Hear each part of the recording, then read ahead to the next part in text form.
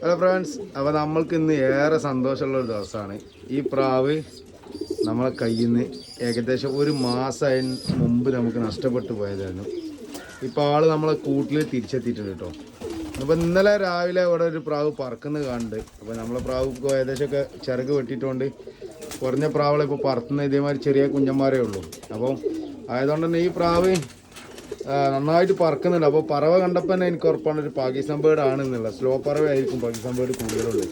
അങ്ങനെ എന്ത് ചെയ്തു, ഇന്ന് രാവിലെയും വന്ന് പറന്നപ്പോൾ ഞാൻ 2 പ്രാവിനെ താഴെ ഇട്ട് കൊടുത്തിട്ട് പ്രാവ് കറക്റ്റ് വന്ന് ഇറങ്ങിട്ടോ. ഇവിടെ ഇറങ്ങി കൂട്ടിൽ കയറി.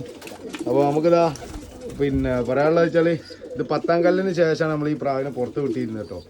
അപ്പോൾ ആയതുകൊണ്ട് തന്നെ പ്രാവ് നല്ല മൈൻഡ് ഉണ്ട്, നല്ല മെമ്മറി പവറുള്ളൊരു പ്രാവും കൂടിയാണ്. കാരണം ഒരു മാസം പ്രാവിന് വേറെ വിഷയങ്ങളൊന്നും കാണുന്നില്ല, മുറിയോ കാര്യങ്ങളൊന്നും പ്രാവിൻ്റെ മേലില്ല.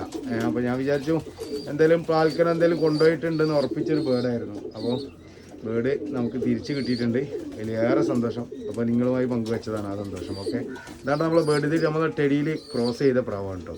പറത്താൻ വേണ്ടിയിട്ട് നമ്മൾ ക്രിയേറ്റ് ചെയ്തൊരു പ്രാവും കൂടിയാണ് കേട്ടോ. അത്യാവശ്യം നല്ല ഹെവി പറവയാണ് പ്രാവ്. പിന്നെ ഇപ്പം പ്രാവ് കുറച്ച് വീക്കാണ്. അപ്പം പ്രാവിന് നല്ല ഫുഡും കാര്യങ്ങളൊക്കെ കൊടുത്തു കഴിഞ്ഞിട്ട് നമുക്കൊന്നും പറവയിലേക്ക് കൊണ്ടുവരണം പ്രാവിനെ. ഓക്കെ, അപ്പോൾ നെക്സ്റ്റ് വീഡിയോ എടുക്കണം. Bye bye.